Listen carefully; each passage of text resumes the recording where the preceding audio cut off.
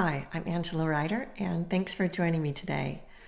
Today, I want to share a perspective my higher self offered me a couple years ago that I still come back to when I'm feeling stuck and just feel like I want someone to tell me what to do. I do a daily journal practice, and after the usual yada, yada, yada of getting the mental and emotional clutter out of my head and onto the page, I usually have a conversation with my higher self and spirit team. And sometimes I have a specific question, and sometimes I'm for support with something particular I want to do that day or coming up. So this particular morning, I was feeling kind of dull and a bit foggy, and like I was in a mental and energetic rut and couldn't quite locate that sense of center. So instead of asking a specific question, I just sort of posed it as, I don't know, so tell me, what do I need to do? And the response was not what I was expecting. What came back to me is a reminder that my higher self is not separate from me and also not the boss of me. I'd slipped into relating to my higher self as though part of me was so that part of me was the authority, the one who holds the answers and tells me what to do. And in doing that, I sort of handed over my own authority. So that I don't know feeling that morning was real. But instead of getting curious and exploring more about what that was about, I'd gone straight into someone tell me what to do, which isn't usually how I operate. I mean, I grew up pretty self-sufficient, and the way I usually operate is more of like, don't tell me what to do.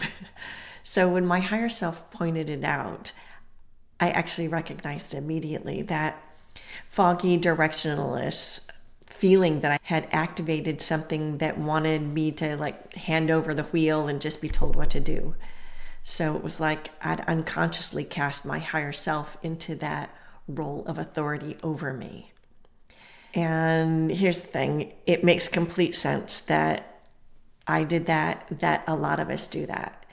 Because we grow up in systems and environments that condition us to look outside of ourselves for authority and direction, where our own knowing wasn't always trusted or safe to act on, and where we had to be careful because the wrong thing had serious consequences. And those patterns don't like disappear or evaporate just because we've started a spiritual or intuitive practice. They just kind of migrate into our spiritual practice. So instead of connecting and trusting our own inner guidance, we end up creating or recreating that same dynamic, looking for someone or something to tell us what to do, what the right answer is, or whether we're on track. It just is with a more spiritual flavor. And the higher self and spirit team are easy to cast in that role because they genuinely do have a wider view.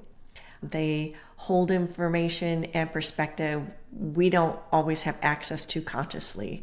So it can feel reasonable to like defer to them as like the boss and treat their guidance as instruction rather than invitations. But that's where the dynamic shifts from receiving support to abdicating self-authority. And there's a real difference between those two things. So the context my higher self brought me that morning was a reminder that my higher self isn't separate from me. It's the extended part of me, the part that holds the wider view, that knows the pre-life soul plan, operates through the expanded dimensions to support me, but it's not standing over me with a plan I'm supposed to execute perfectly. It doesn't have expectations of me, and it doesn't judge what I do or don't do. It's not waiting for me to get it right. So when I ask for guidance and receive it, what comes through are invitations, things that can be curious about or not. Any directions are ones that I can explore or set aside. But the support is always for whatever I'm going through, and it's offered without attachment to what I do with it.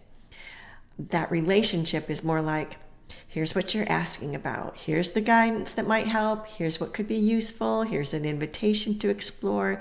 Here's the next step.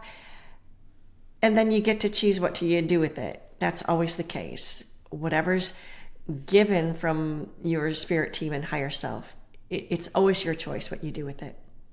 And there was a message specifically that came through that morning that kind of helped me make that shift, which was like the personal message of, it's all okay.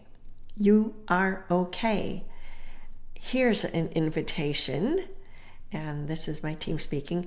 It's okay to do whatever you want.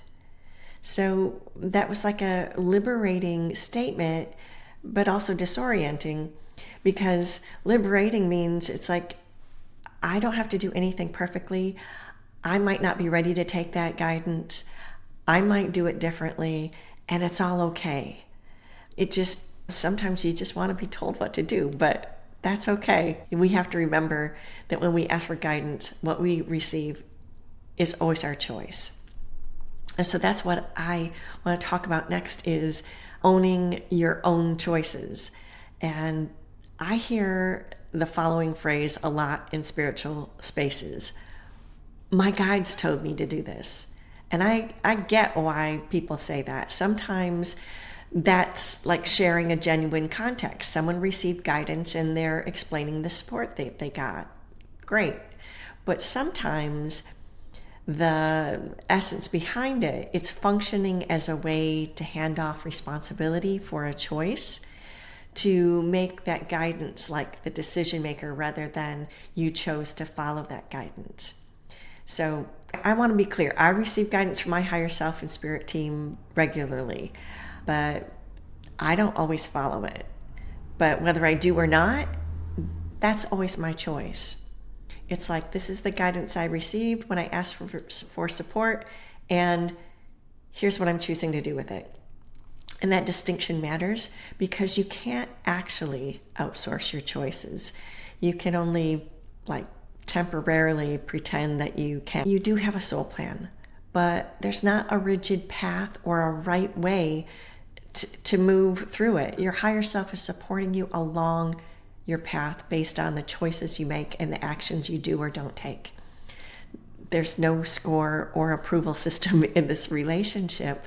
The guidance and invitations that come through are there to support your choices, not replace them. Your role is to engage, ask for the support you need, and be open to receive direction as invitations. Then choose. So after the journaling session that day, I did decide to get curious about why I was in that I don't know-ness rather than trying to resolve it. And so I just let go of needing to be told what to do. And that's when that fog actually lifted. Because sometimes the answer is just remembering you may be on a need-to-know basis. That's how I treat it, is I'm always on a need-to-know basis. So you don't have to figure it out. You can trust that the next piece of guidance will arrive when it's needed. And you're not being managed or bossed around. You are being supported. And you get to choose what you do with that support. So if you notice yourself approaching your higher self or guides in that just tell me what to do energy, it's worth pausing and asking yourself what's underneath that. Usually something there wants your attention or care, and sometimes we try to seek a certainty to feel more centered. But being curious about what's going on within us is probably better than maybe somebody else's answers. You are guided, you are supported, period. And you're also the one in charge of your life. So both of those things are true at the same time. I'd love to hear your perspective on this, and you can drop me a comment in the comment section. And if you'd like some support untangling your own relationship with your inner guidance, that's what sessions with me are for. Link in the description. I'll see you next time.